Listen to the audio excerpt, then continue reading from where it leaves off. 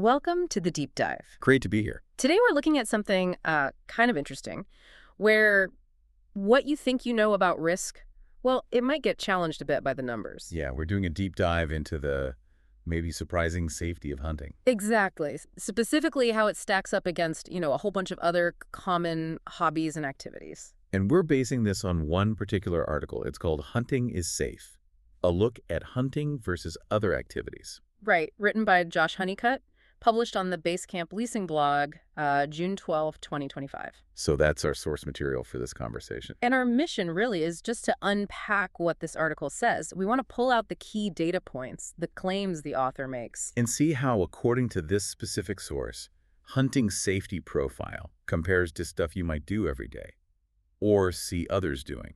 It's about looking past the general vibe, maybe, and seeing what the data presented actually claims. Getting into the specifics shared in the article.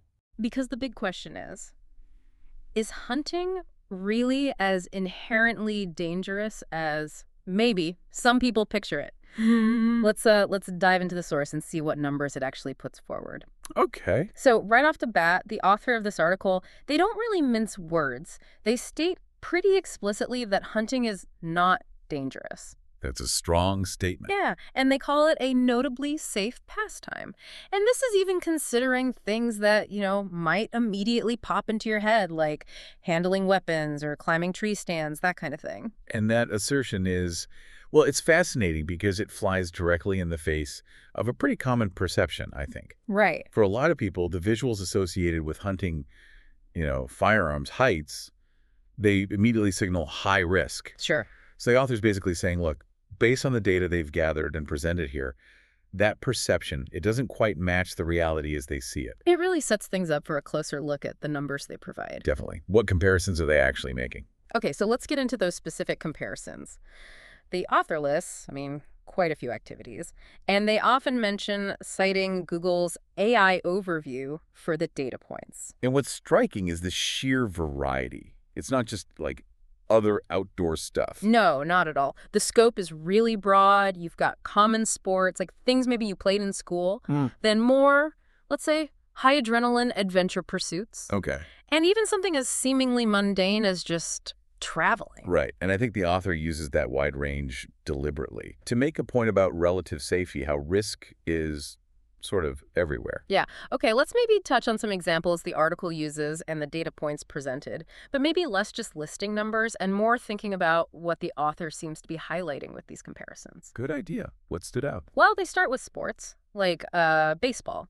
It's listed with what seems like a relatively low injury rate per player hour. Okay, seems reasonable. But then you get basketball, and the author claims that rate is significantly higher than baseball, again, per player hour. So different sports, different risks presented. Exactly. Then moving to maybe higher impact sports.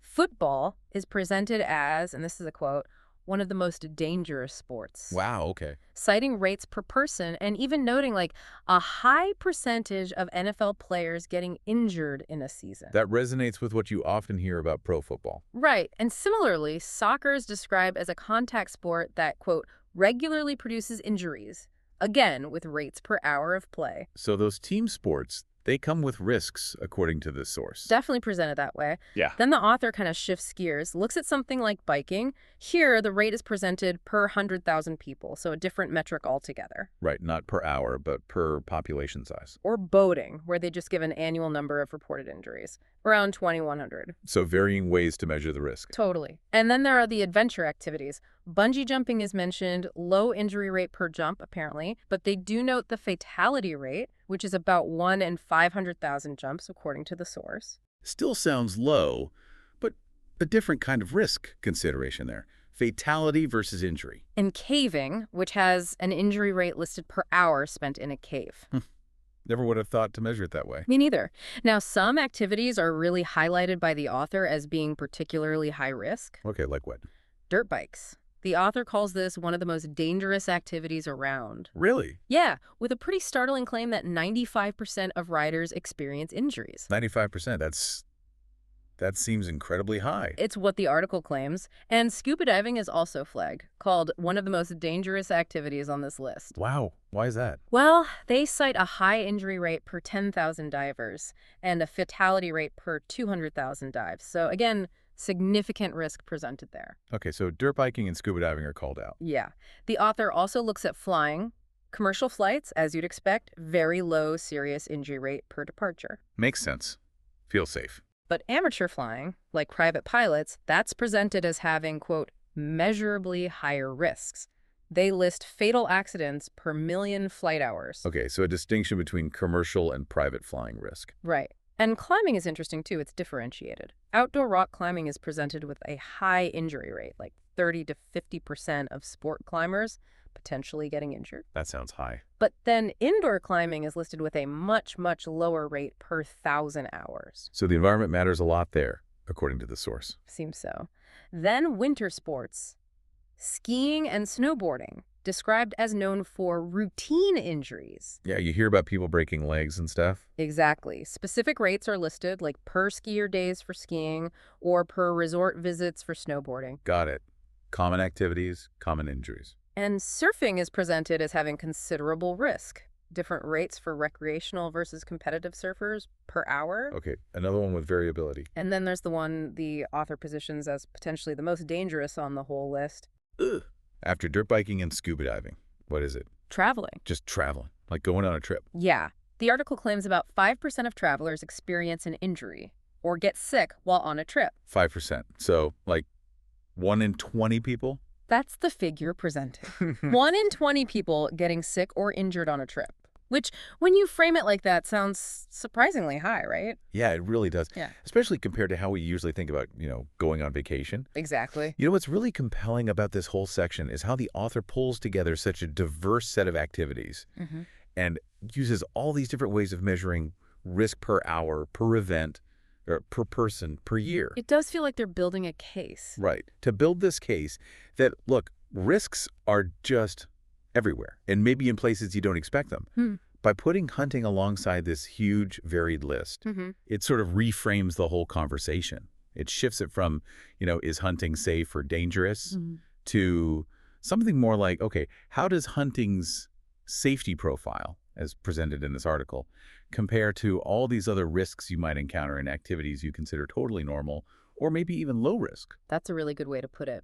And after running through that whole extensive list, the article does bring it back specifically to hunting safety. Okay.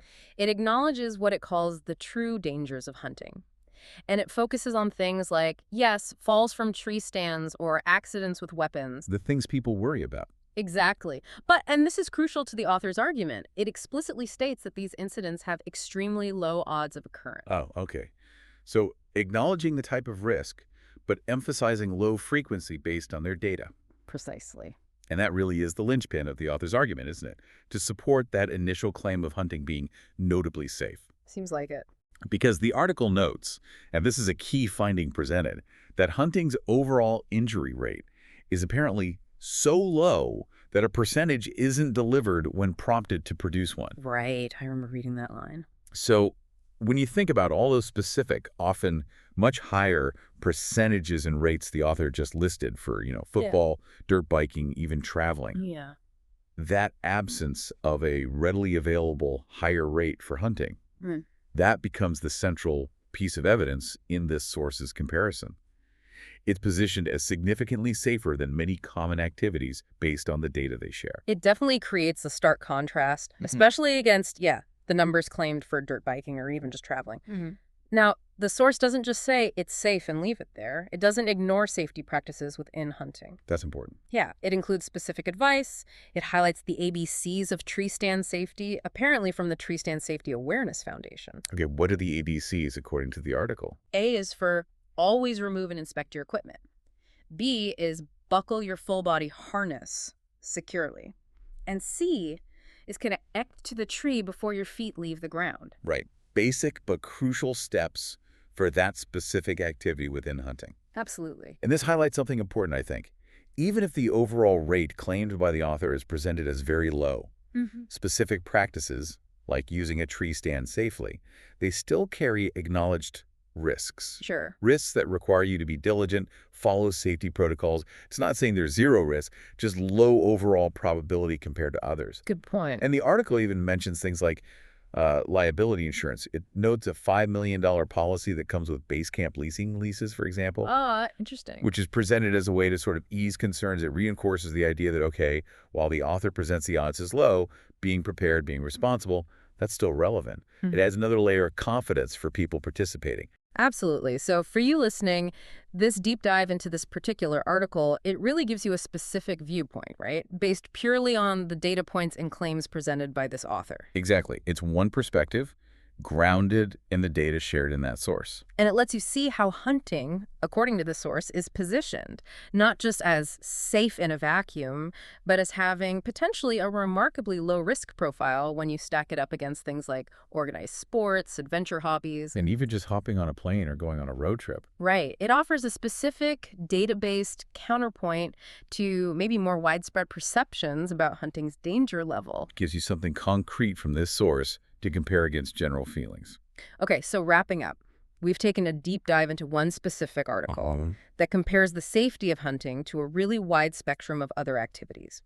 We looked at the injury data and the claims presented by the author, covering everything from baseball and football to dirt biking, scuba diving, and even just everyday travel. And the core takeaway, the central assertion from this source, is that hunting is presented as remarkably safe. Yeah, with a claimed injury rate so low that, according to the article, it's hard to even quantify with a standard percentage. Especially when you put it side by side with the specific rates listed in the article for many activities we might not normally think of as particularly high risk. Right. So, considering that stark contrast, this article draws the perceived danger versus the data it presents for hunting compared to other activities. It kind of leaves you with a thought, doesn't it? Okay.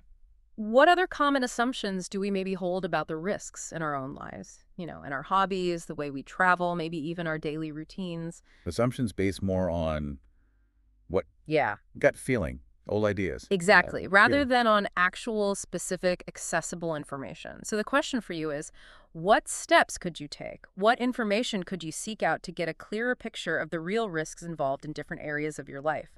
How could you move from just perception to a more informed perspective on the risks around you?